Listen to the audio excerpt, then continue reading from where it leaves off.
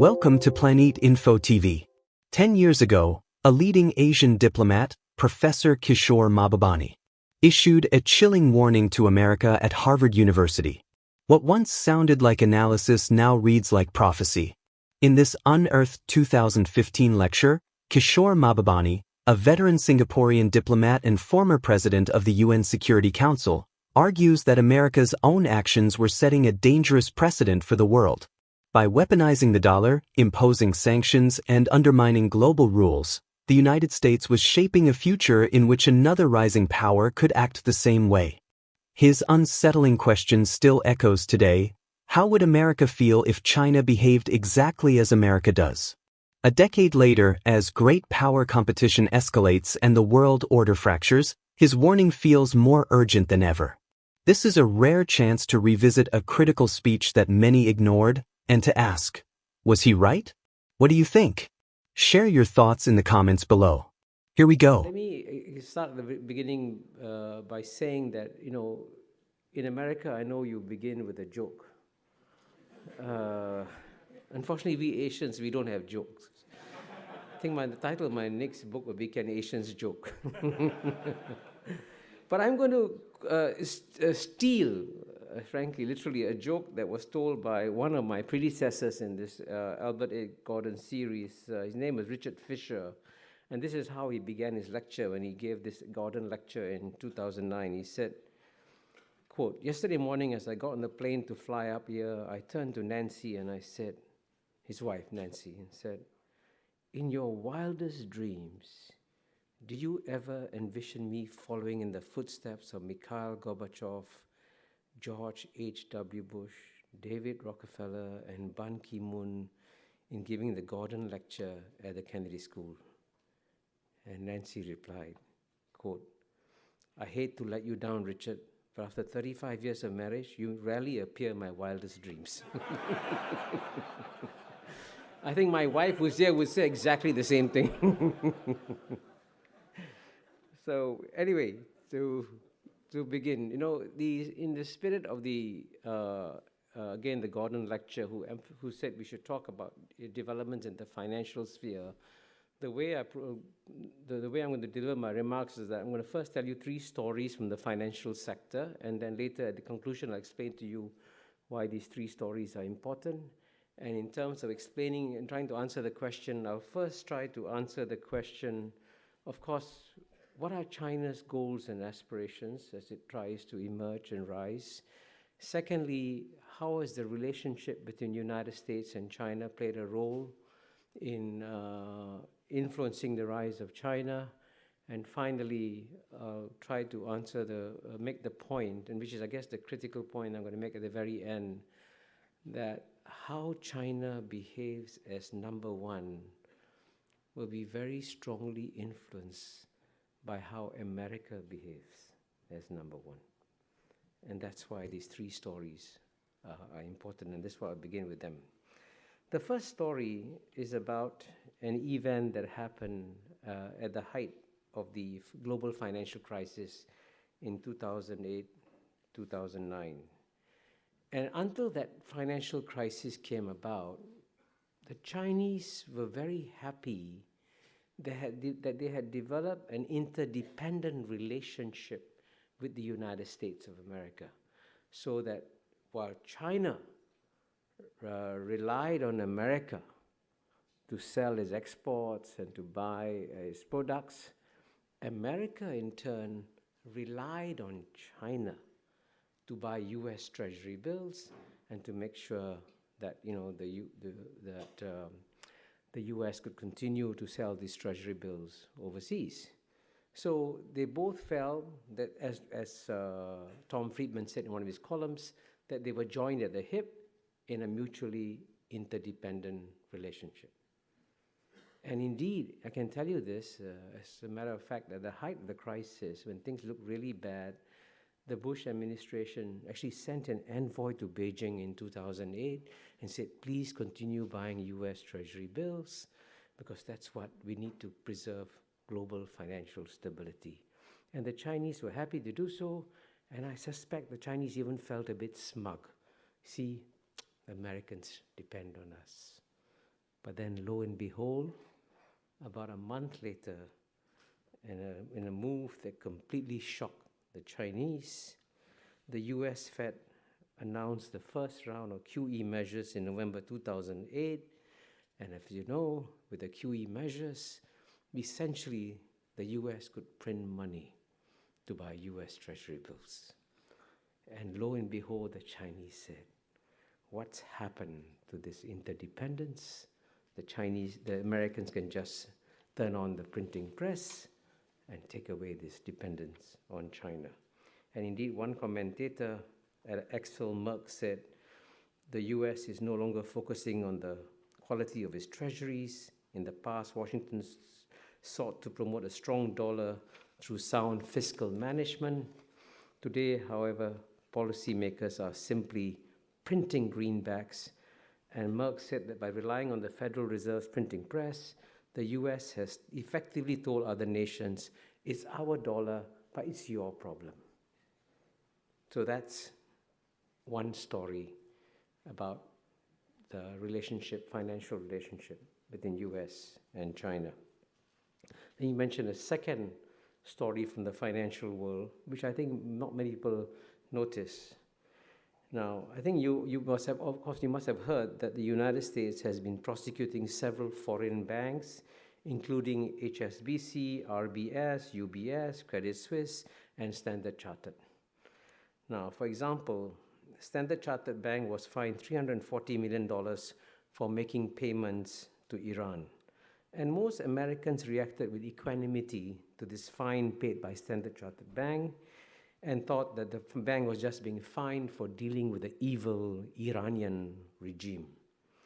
However, few Americans actually noticed that Standard Chartered Bank, which was domiciled in the UK, had broken no British laws and had not violated any UN Security Council sanctions, but because the payments made through the Standard Chartered system went through the New York clearing system, the US dollars entered the territory of US laws, and so Standard Chartered Bank was fined. And this is what is called, by the way, extraterritorial application of domestic laws. Again, remember this story when I come to the conclusion. And the third story is about the SWIFT system, SWIFT. I think many of you may know what it is. It's a system for clearing payments between countries. I think it's centered in Brussels.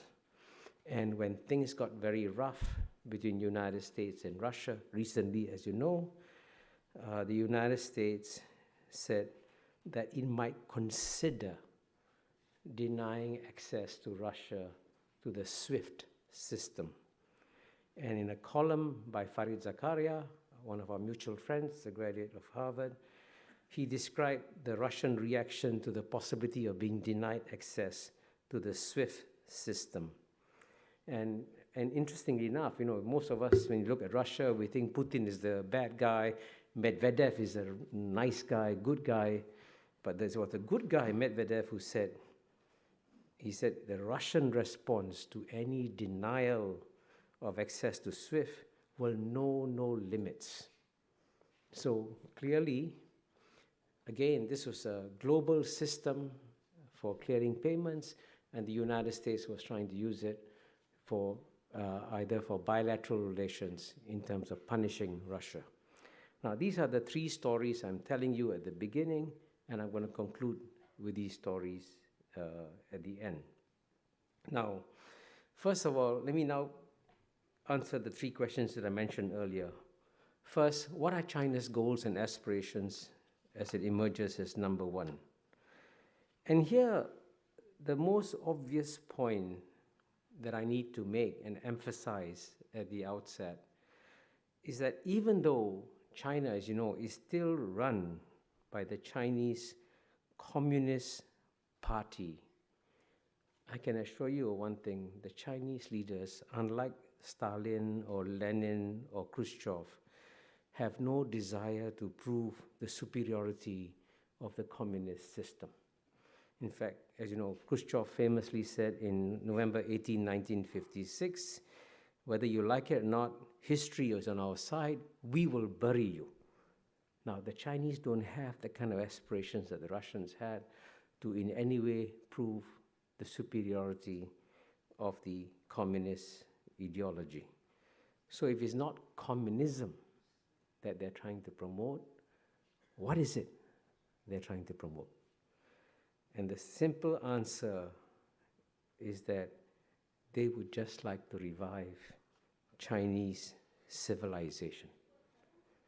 Indeed, if there's one thing that motivates the Chinese leaders, it is their memory of the many humiliations that China has suffered for over a century, as you know, from 1842, the Opium War, to roughly 1949, or you can even go beyond that. And the one thing that drives the Chinese is a simple credo which says, no more humiliation for China. That's the great motivation. And indeed, Xi Jinping, when he spoke to UNESCO in March 2014, this is what he said are the goals of the Chinese people. He said, the Chinese people are striving to fulfill the Chinese dream of the great renewal of the Chinese nation. The Chinese dream is about the prosperity of the country, the rejuvenation of the nation, and the happiness of the people. It reflects both the ideal of the Chinese people today and our time-honored tradition to seek constant progress. The Chinese dream will be realized through balanced development and mutual reinforcement of material and cultural progress. Without the continuation and development of civilization or the promotion and prosperity of culture, the Chinese dream will not come true, unquote. And I think in those few sentences, he brilliantly captured what is the heart of the aspirations of the Chinese people, to move away from an era of having been humiliated for a long time to an era where they once again feel proud about Chinese civilization and what it can accomplish. And indeed, if the CCP, the Chinese Communist Party, could change its name to CCP, the Chinese Civilization Party, then I think it would be a more accurate description of the goals and aspirations of the CCP. But of course, while this may be the motivations, many in the West continue to believe that China's approach is flawed because it is not changing its political system. And you can read in, whatever, Wall Street Journal, New York Times, Economist, there's this constant belief that the best thing that can happen to China is to have a collapse of the Chinese Communist Party and have a democratic system. The one slightly provocative point I'm going to make here is be careful what you wish for. Because if the Chinese political system becomes more democratic, it could very well become far more nationalist and far more aggressive as a power. And the great paradox here is that the Chinese Communist Party is actually delivering a global public good by restraining Chinese nationalism. And if you didn't have a strong Chinese Communist Party in charge, you might actually get a more nationalist, a more assertive China. So I believe that it's actually in global interest to allow the Chinese Communist Party to evolve and change in its own way. And that way, I think we will have China that focuses on economic growth and focuses on strengthening its civilization.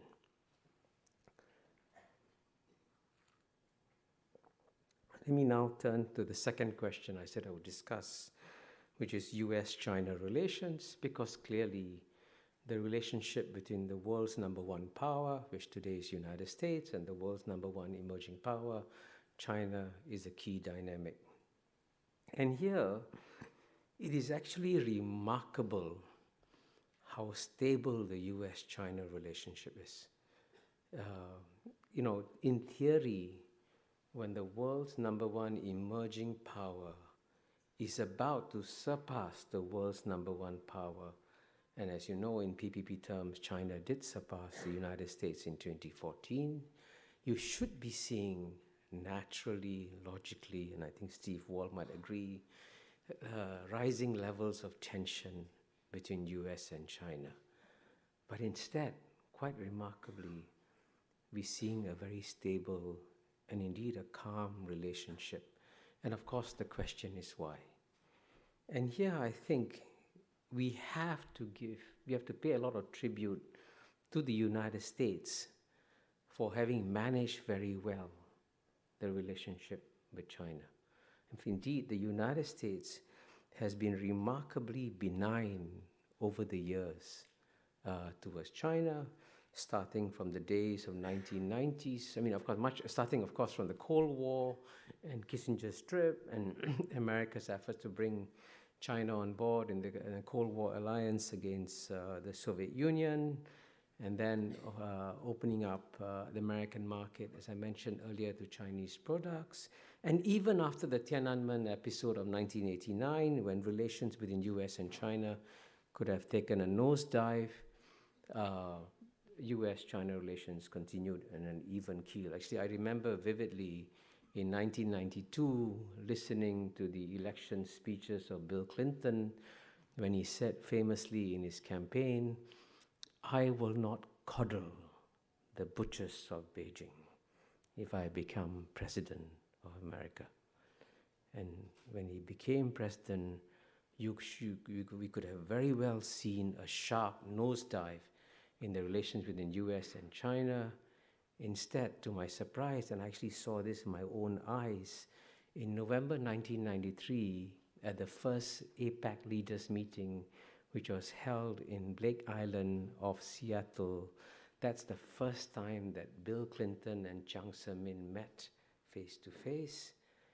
And I could see that Jiang Zemin was incredibly uncomfortable, tense, and nervous, and trying to figure out what the US president would do to him in this small, close meeting where I was present. And to Jiang Zemin's surprise, and to my surprise, Bill Clinton coddled the butcher of Beijing. And it was a very wise decision on his part. And by the end of the day, if you had watched the body language of Jiang Zemin and Bill Clinton, amazingly, they were almost good friends at the end of the day, reflecting the great charm of Bill Clinton at the time. But this pattern has continued.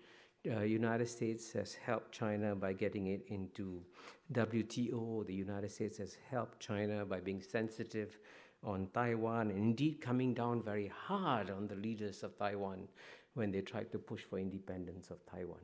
So these are various ways in which the United States has demonstrated its wisdom and generosity towards the Chinese. And of course, speaking in Harvard University, I have to mention it is actually quite remarkable that the world's number one power is training the elite of the world's number one emerging power by allowing it to send 275,000 students to come and study in American universities.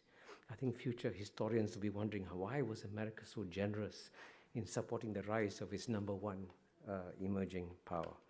But all this have led to this geopolitical miracle that we have today, where you have a stable relationship between US and China.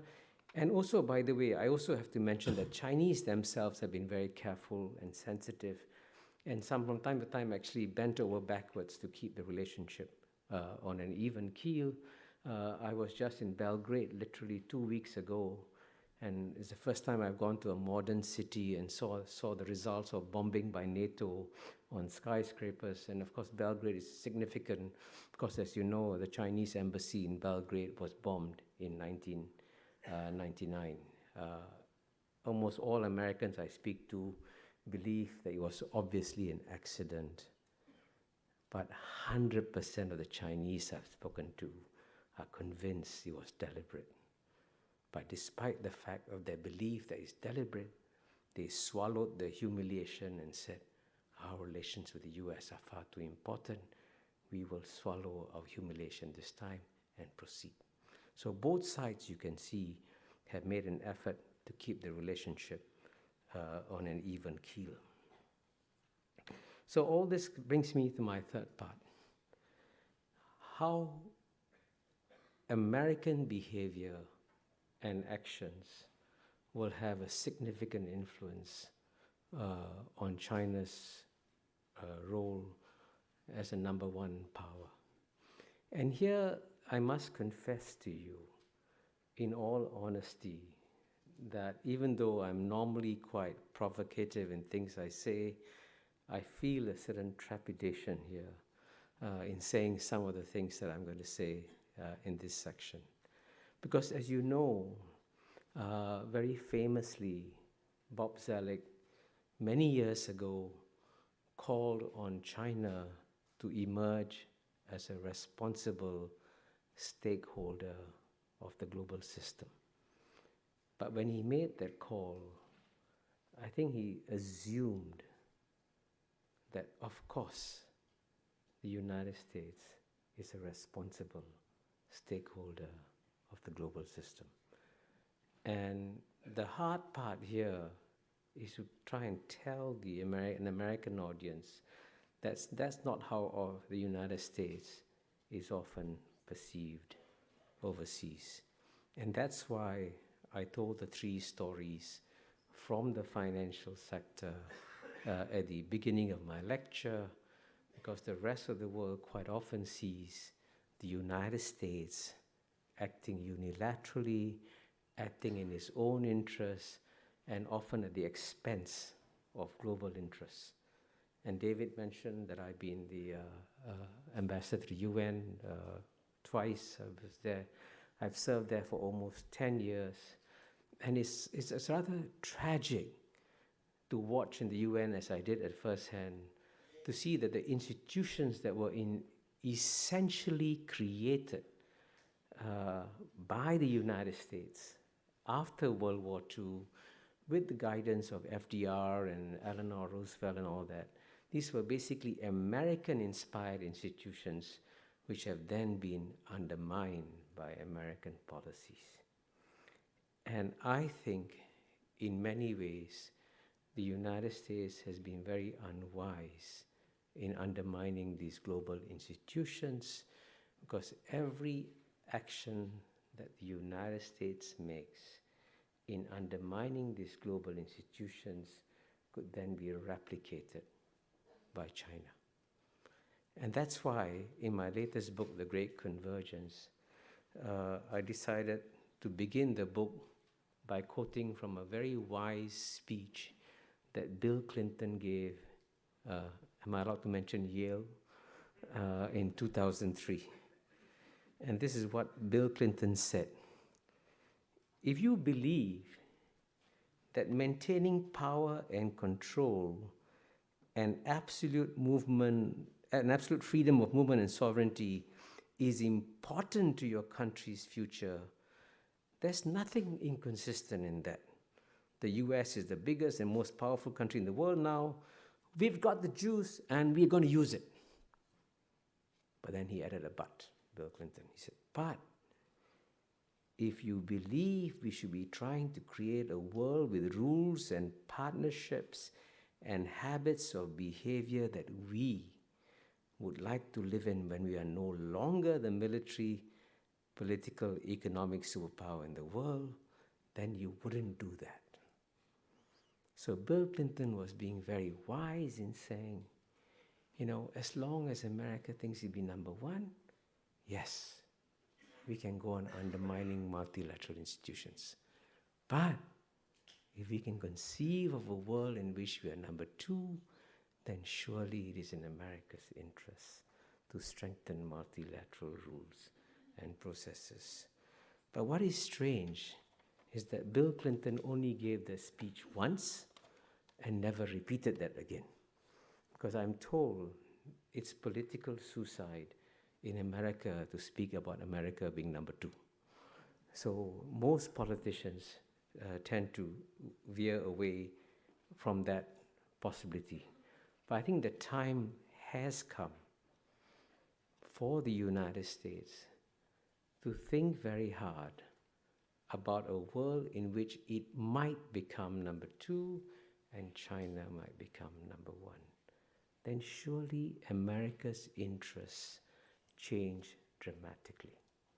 And that's why if America wants to see a China emerge that plays by global multilateral rules and processes, the best way it can do so is not by giving speeches or saying eloquent words about how you should preserve the global system. The best way you do it is through your deeds. And here, of course, I'm going to conclude by mentioning briefly the latest episode that has happened in U.S. China relations, and which is, of course, as you know, is the Chinese decision to set up an Asian infrastructure investment bank, which unwisely the United States decided to oppose.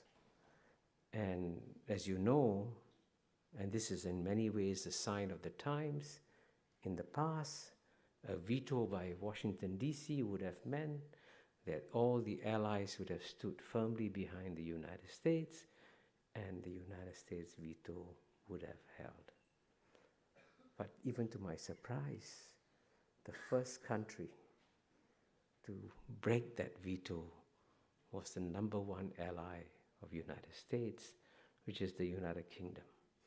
And that's a sign of the times, that countries are now preparing for a world in which the United States will no longer be number one.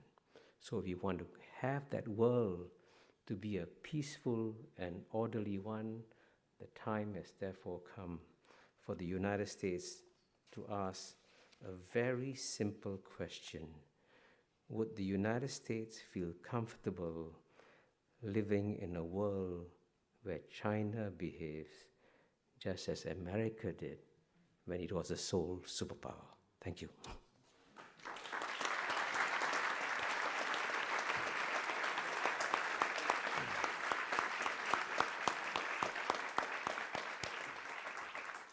Thank you, Kishore. We now have time for questions. As you all know, there are microphones in 4 locations, one here, one right there, one there, and one there. And the characteristics of a good question at the Kennedy School have 3 characteristics. 1, you identify yourself. 2nd, it is short and has but 1 point. And 3rd, it ends with a question mark. So why don't we start right over there? Good evening, sir. My name is Nico. I'm a mid-career student here at the Kennedy School. I'm also the co-founder of the Future Society at the Kennedy School, which is a new student club. And my question regards the role of China, the future role of China in the Middle East. We've seen the Middle East being the big area of tension for the past decades. And I was surprised to see, if I recollect properly, that the first trip of the newly elected Egyptian president, Mohamed Morsi, at the time, was to go to China, not to the US, which I saw personally as a big sign. And I was wondering whether you could share with us your perspective of how the region, the Middle East, could change in this new era of Chinese rise. Thank you.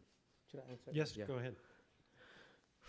I mean, this is actually a very difficult question to answer, because, I mean, the tragedy about the Middle East is that it is the great exception in a world, as I try to demonstrate in the Great Convergence, which is actually prospering and doing very well. And because that region is a great exception, and to be very candid with you, it has a very dysfunctional dynamic. It is a very difficult region to have any kind of long-term posture or plans. I am very confident that the Chinese want to see stability in the Middle East, but the Chinese will never try to play the role of the United States, which is to go in there and intervene directly and try to influence the political development either inside countries, as with the invasion of Iraq, or in the relations between countries and so on and so forth. So when the Chinese emerge, the one thing they will not try to do is to try and replicate American policies in the Middle East. So next question is right over here. Do note there's microphones here and here, and since I just go around, if you're standing in line, head to one of the other microphones. Hello, my name is Patrick. Thanks so much for this very thoughtful and inspiring talk. As a German, I try to be the diplomat between the US and China. So my question is, how can millennials contribute to, as Kissinger would say, a peaceful coexistence between the US and China? I think the millennials have an enormous contribution to make. And the first thing they should do is read my book, The Great Convergence. And I'll tell you, and it's a serious point I'm making here. I mean, I'm selling my book, but I'm also making a very serious point. The one key point that many people have not understood is that there are many respects in which the world has changed fundamentally. But one way in which it has changed fundamentally is that, and I use a simple boat metaphor to explain this change. In the past, when 7 billion people live in 193 separate countries, it was as though they were living in 193 separate boats with captains and crews taking care of each boat and rules to make sure the boats didn't collide. Now that's the old world order. Now what's happened is that the world has shrunk and it's become small, dense, interdependent. So the 7 billion people in the world no longer live in 193 separate boats. The 7 billion people literally live in 193 separate cabins on the same boat. But you have captains and crews taking care of each cabin, and no captain or crew taking care of the global boat as a whole. And that's why you have global financial crisis, that's why you have global warming, that's why you have global terrorism, that's why you have global pandemics happening also. So I think my generation's problem is that we've got so used to the idea that the only way you solve the problems in the world is by getting independent sovereign countries to talk to each other and resolve the problems. But the world has changed so much that our ideas about how to handle the world of tomorrow are still bound by in fact it's bound by 17th century Westphalian concept. So the millennials have to persuade the leaders of all the countries that the things that make us interdependent in the world are far greater than the things that divide us.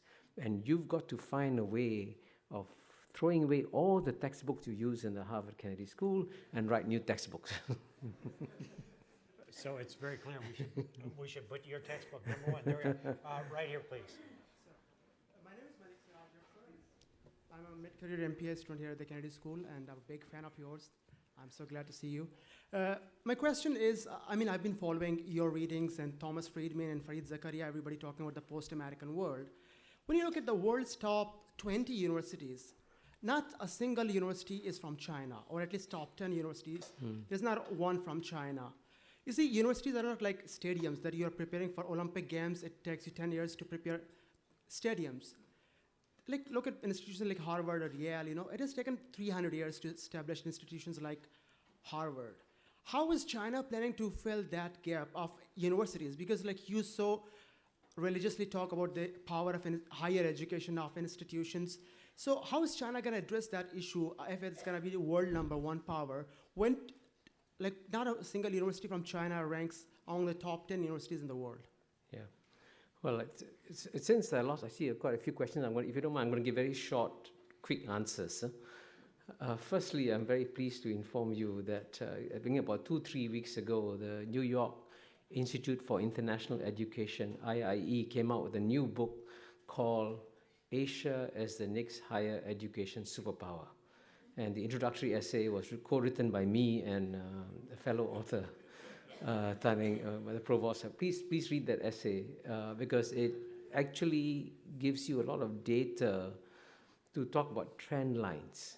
Yes, it's true that the largest, the best universities in the world are still in America. And so it'll take some time, but the trend line is very powerful in terms of development of new universities, institutions of higher education, and so forth. But the second point, which is a very critical point that I need to make here, is that America has been remarkably generous to the world by training the elites of the world in American universities. And I always say that one reason why East Asia has defied all conventional wisdom and why East Asia remains peaceful is that the elites in East Asia, including the Japanese, the Koreans, the Chinese, the Taiwanese, the Indonesians, the Thais, the Singaporeans, and Malaysians, have all studied in American universities. And you know what happens? They use the same concepts, they understand each other, and they can get along with each other. Now, this is a remarkable contribution that American universities have made towards peace in East Asia that no one has fully recognized. So it's in fact good for the world that America retains the best universities as long as it continues to train the best minds from the rest of the world in these universities. Right up here. Thank you very much. My name is Peter Wu. I'm a junior at Harvard College. My question is, when China, or if China becomes number one, what is the future for Hong Kong and the future for Taiwan? Well, I think both will do very well. I mean, and for the simple reason that, you know, there is what I call a rising tide of prosperity in the region. Now, they will have short-term political challenges. I mean, Hong Kong, unfortunately, never ever developed the art of managing and resolving political disputes and so on and so forth. So it's going through a painful learning phase. And the same way, I think in Taiwan also you might have short-term political problems, but by and large, both will remain more or less as autonomous economic entities benefiting from the growth of the region. And I want to emphasize, since I come from Singapore, and Singapore and Hong Kong are seen as competitors all the time, it is actually in Singapore's national interest to see Hong Kong thrive and succeed, because we need competition from another city-state, and therefore we can both do equally well. Right up here. Hi, my name is Chi, last name Jai. I work for the internal think tank unit of a large American company. Thank you for presenting a view that perhaps not to the sophisticated audience here at Kennedy School, but I think perhaps in the US in general, that is a little bit different. I follow non-Western, specifically Chinese press as well, and I think the point of view that you presented is quite normal from a non-Western press coverage point of view. But if we look at the average Western press and the public discourse here, and hence policy here, that point of view perhaps is odd. Just like you highlight with the Belgrade embassy bombing, we can actually have US and China looking at things from two totally different angles. So my question is, how do we bridge that public perception gap to then move toward more harmonious bilateral relations? Yeah, I mean, I must say that that's a very difficult question, because the thing, I mean, that you know, as I get older, I get less and less surprised by things, you know, it's quite normal. But one thing that's really surprised me is that on the one hand, the United States has clearly the freest media in the world, the best financed newspapers, the best financed television stations in the world. But I can tell you this, you know, as someone who travels to at least 30, 40 countries a year, when I come to the United States and I go to my hotel room in Charles Hotel and turn on the television, I feel that I've been cut off from the rest of the world. And literally, the insularity of the American discourse is actually frightening. And this is also true, by the way. I mean, I've said this to my friends there anyway in New York Times. This is true of the New York Times. This is true of the Washington Post. This is true of the Wall Street Journal. There is an incestuous self-referential discourse among these newspaper journalists and so on and so forth. And they reinforce each other's perspectives and end up misunderstanding the world. Because, you know, the one key point I emphasize is that the era of Western domination of world history was a 200-year aberration. It's coming to an end. And as a result of it, you've got to learn to understand non-Western perspectives in the world. And it's actually quite frightening that in many ways, I find American intellectuals behind intellectuals, including in Serbia, where I just was, or Greece, or in Istanbul, because they are much more aware of what's happening in the world than most American intellectuals are. I don't know how to solve that problem. Right over here. Thanks. My name is Ziad Raza. I'm a mid-career MPA candidate here, and also from Malaysia. So both Malaysia and Singapore and countries around East Asia have been benefiting greatly from the economic rise of China. We trade with China, we benefit from that. But there's also this specter of security. China's 9-dash claim on the South China Sea, some skirmishes along the way, and also the increasing militarization of China is growing defense budget. So my question to you is, I think the entire world is looking to see whether China is true to its rhetoric of peaceful rise, but it's particularly relevant for East Asia, because we're so nearby and we're directly affected by this. So what are your thoughts on China's rise as not just an economic power, but also potentially a military power as well? Yeah, again, very quickly. Number one, overall, there's no doubt that China has been rising peacefully. But for some strange reason, and I would say in the years 2010 to 2012 or 13, China began to make serious mistakes in its foreign policy. The one big mistake it made, for example, was when the Japanese arrested the captain of a Chinese fishing trawler. The Chinese put enormous pressure on Japan to release the captain, and they succeeded. And then, foolishly, they asked Japan for an apology. And I told my Chinese friends, you already humiliated the Japanese by forcing them to release the captain of Chinese fishing trawler. Why humiliate them further by asking for an apology? Then, as you know, they made mistakes in the South China Sea. And for example, in the ASEAN Foreign Ministers meeting in July 2012 in Phnom Penh, Cambodia, the ASEAN countries wanted to have the usual reference to South China Sea. China put pressure on Cambodia, the chairman, to block it. And then for the first time in 47 years, the ASEAN countries failed to produce their usual boring, long joint communique because of Chinese pressure. So they've made serious mistakes. But what is astonishing to me is how quickly they learn from the mistakes. And I can tell you one of the most surprising things I did in 2014 was to be invited to Beijing by two separate Chinese think tanks and in a fully recorded conversation, and they only asked me one question. Please tell me, what mistakes has China made in its foreign policy? And I was stunned by that, because I've never been invited to Washington, D.C. to talk about mistakes in American foreign policy, but I get invited to Beijing.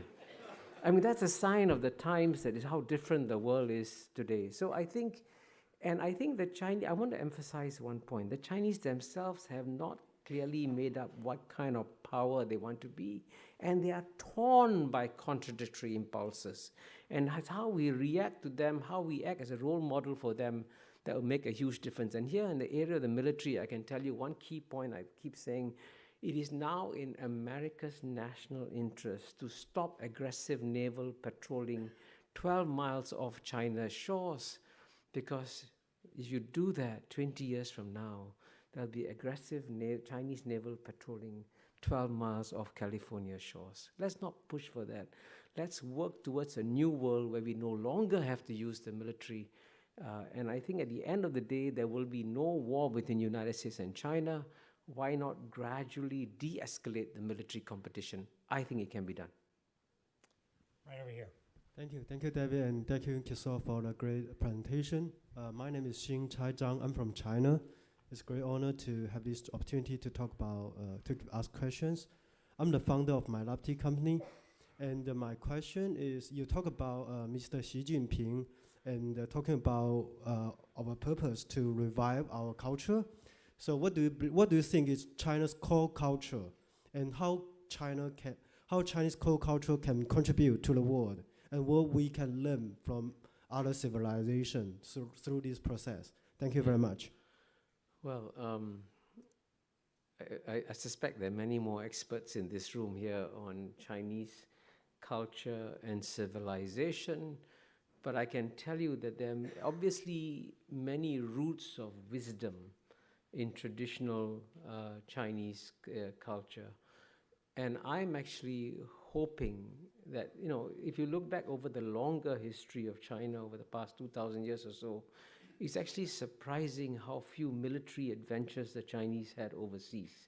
And in general, they have actually, as you know, within the Chinese Confucian ethos, the guy who's a soldier is at the bottom of the value chain, right?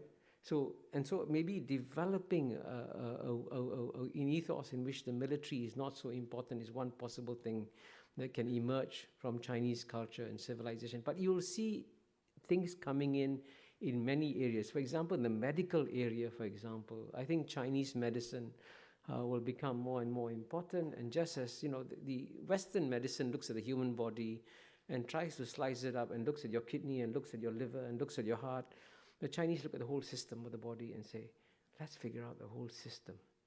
And I think in that sense, as Chinese medicine becomes, rejuvenates itself, it'll also make a development. So there are many other such places like this. And Chinese poetry, Chinese painting, all that will come back in a much stronger way. So you will actually see one of the happiest things I look forward to, for example, the next 20 years, is that there'll be not one, but many major Asian cultural renaissances taking place in the world. And one of them will be from China. Right up here. Thank you very much. Yeah. Hi, my name is Subin Kim. I'm a student at Harvard Law School. Thank you for coming to talk to us today. It was a great lecture.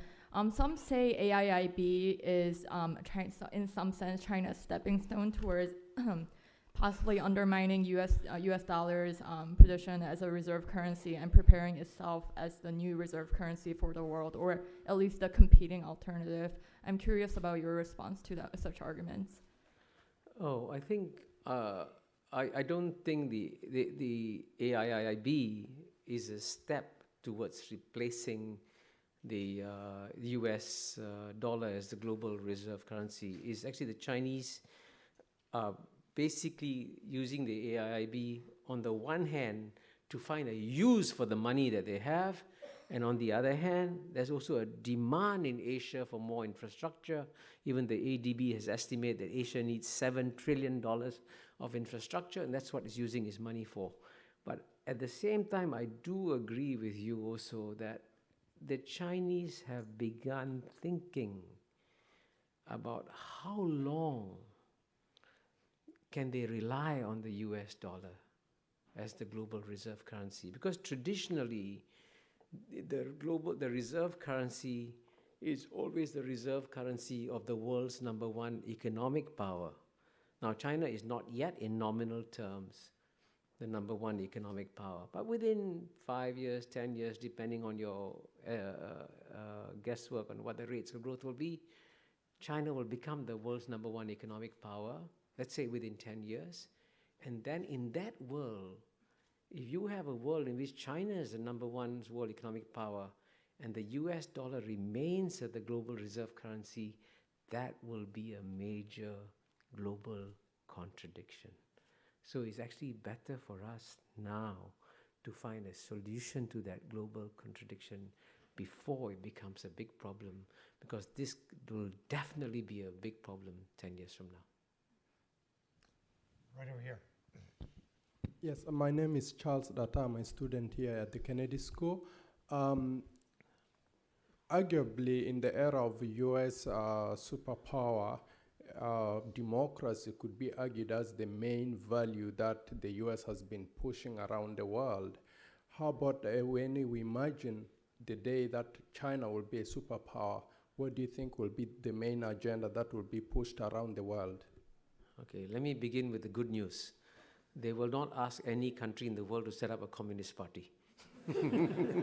I guarantee you that.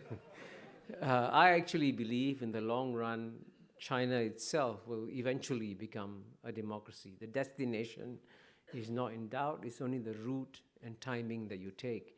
And I can tell you the Chinese learned so much from the collapse of the Soviet Communist Party, because the Soviet Union went overnight from a communist system to a democracy. The Russian economy imploded, became smaller than Belgium. Infant mortality rates went up, life expectancy came down, and the Chinese saw that and said, we don't want to see that in China. So they will not make an immediate transition towards democracy, but in the long run, I think they'll move in that direction. But unlike the United States of America, the Chinese do not believe in proselytizing their beliefs. They do not believe that you have to copy or emulate them to succeed. And they also believe that it is far better for people to admire and respect them for their deeds rather than to pay attention to their words. So in a sense, we will have a very different world when the world's number one power in the world is no longer a missionary power in the world. Right over here. Prof. from Technological Institution down the river. My question is similar to the one that was just asked. I think your point is very well taken, that you learn how to behave when you're not number one by looking at the person who's now number one. We're good to our parents, so our children will take care of us in our old age. But how many years after China becomes number one do you think there would be real press freedom, or artists would have freedom, or the Dalai Lama could come to Tibet? How will that ever really happen with the communist dynasty that you praise, which you can only get away with in Cambridge, by the way? Well, the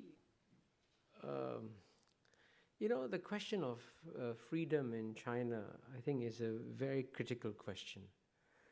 I first went to China in 1980, and I arrived in Beijing. For a start, there were no skyscrapers, there were big roads, there were no cars, only bicycles. People at that time could not have the freedom to choose where to live, where to work, what to wear, No, not any kind of personal freedom. Today, you go to China, the Chinese people can choose where to live, where to work, what to study, what to wear, where to go. And when I first went to China in 1980, there wasn't a single Chinese tourist leaving China. Last year, 100 million Chinese went overseas freely. And 100 million Chinese returned to China freely. Now, if there's no freedom in China, if China was this despotic, oppressive state, would 100 million Chinese come back to China? So clearly there has been an explosion of personal freedoms in China on a scale that the Chinese people haven't experienced, right? Now, you mentioned difficult things like the Dalai Lama. And I agree with you that China should deal with the Dalai Lama. But isn't it shocking that the United States of America, which is the world's freest society in many ways, actually prevented some Islamic scholars from coming to teach in American universities barely 10 years ago? That's shocking. So, and all I can say to you is, no country is perfect. Every country has got to learn to improve itself.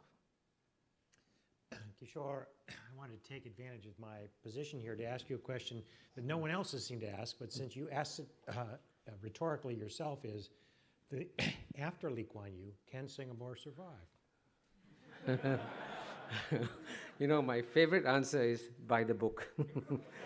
No, actually, I was did. gonna say, that's not generally an acceptable answer here. I know. No. Actually, I did launch a book 3 weeks ago in Singapore called "Can Singapore Survive?" But I'm actually, the answer I gave is very simple.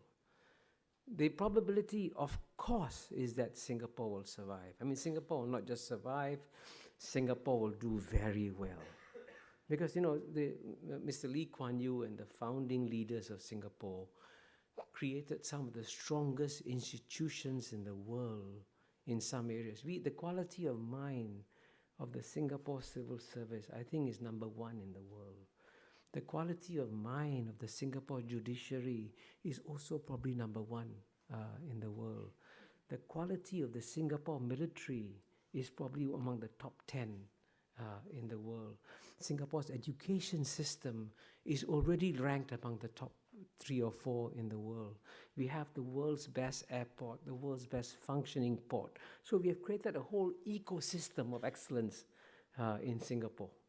And with that ecosystem of excellence, Singapore is poised to take advantage of a major historical opportunity that is coming its way, because just as London served the European century and New York served the American century, the one city in all of Asia that is comfortable with all the major civilizations in Asia, with Chinese civilization, with Indian civilization, with Islamic civilization, and also Western civilization, is Singapore.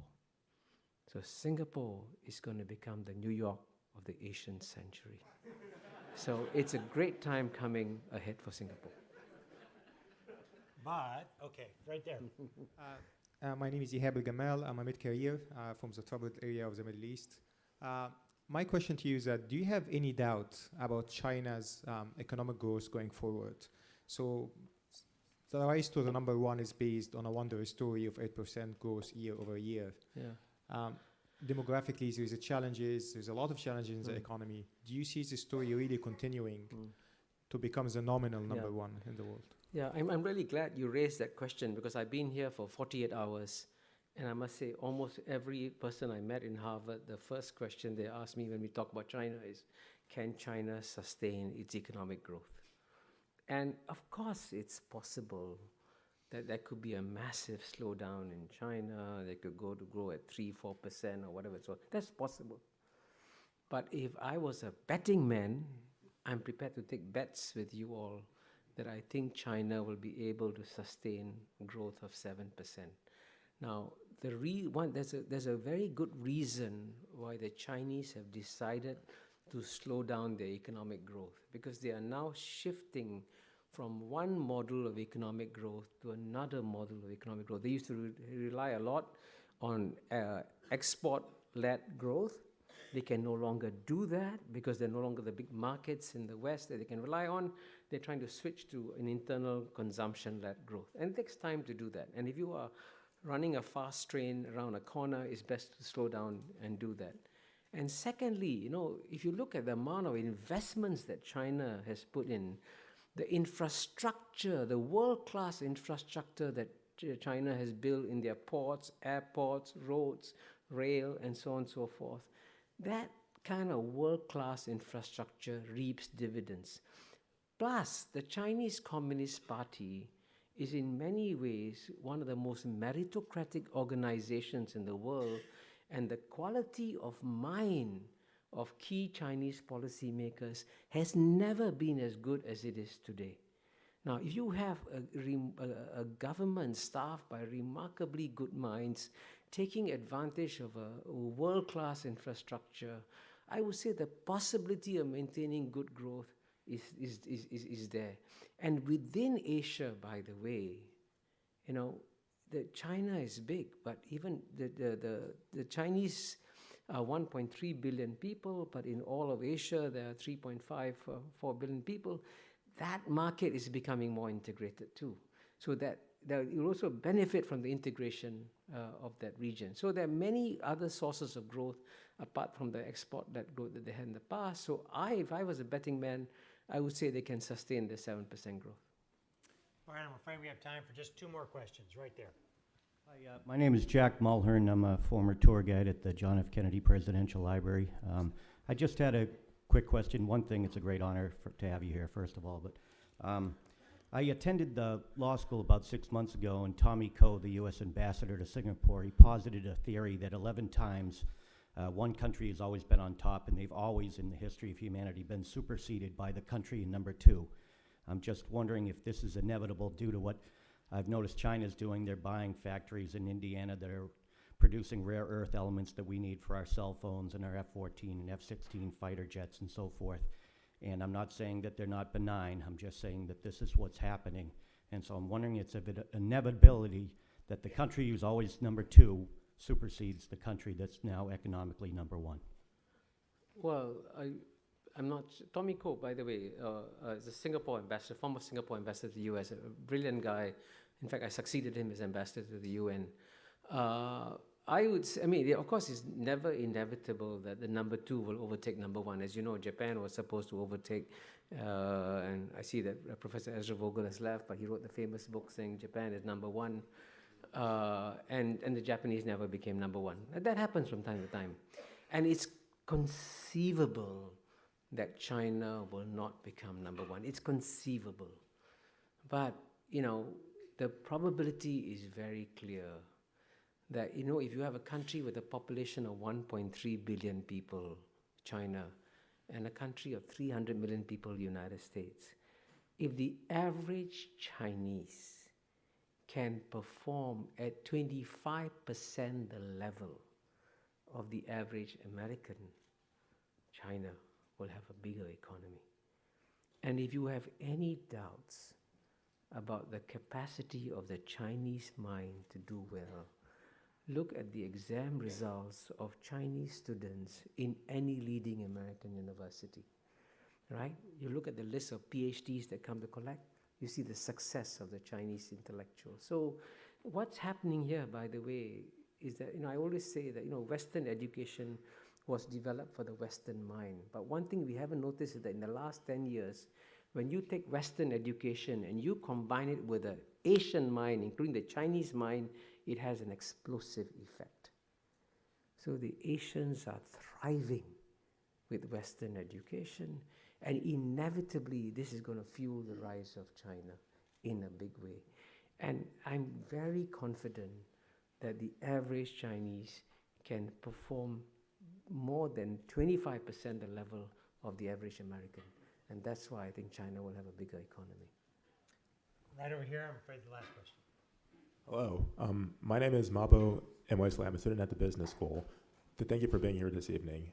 My question is, how would you characterize in all likelihood the U.S. China relationship, specifically in the range of 15 to 25 years, where while China will likely be number 1, the U.S. will likely be a close number 2? Yeah, it's of course it's possible that the United States will be a close number 2 to China. But, you know, many of the projections that I've seen, I'll give you, for example, Goldman Sachs has projected that by 2050, the number 1 economy in the world will be China, and I've been speaking a lot about China. The number 2 economy in the world will be India, and the United States will be number 3. So, and it's actually surprising that so few Americans speak about that world. It's already impossible to speak about being number 2. It's even harder to speak about being number 3. But that, frankly, is also going to happen. You know, I wrote an essay recently in which I said that, you know, if you look at the most successful ethnic community in the United States, I would have thought in the past would have been the Japanese or the Chinese or the Koreans or the Jews. But the most successful ethnic community in the United States by far is the ethnic Indian community. And if you look at one statistic, if the average Indian in India can achieve half the per capita income of the average Indian in America, India's GNP would not be 2 trillion, but 25 trillion. And if you go to India, as I do, the sense of optimism about the future is phenomenal. So I've been talking a lot about China, China, China, But there's actually another bigger Asian story. There's also India and other states that are doing very well. So in that world of tomorrow, it is just by sheer mathematical logic. The amount of space that 300 million Americans have carved out for themselves, politically, economically, when they represent less than 5% of the world's population, has been phenomenal, has been exceptional. But it cannot carry on because the rest of the world has stopped underperforming. And if they start performing normally, and America will continue to remain a strong, dynamic, successful country, but its relative share of the global GNP can only shrink. Dean Mahbubani, thank you so much. It's been great.